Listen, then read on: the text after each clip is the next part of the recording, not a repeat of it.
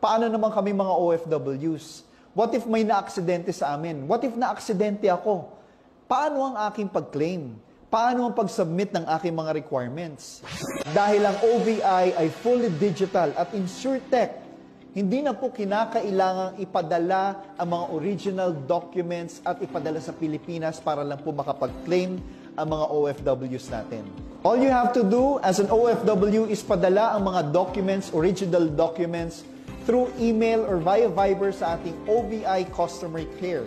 Hindi mo na kailangang ipadala papunta Pilipinas. Isang picture lang ng original copy at isend ito via email or sa Viber through our OVI Customer Care.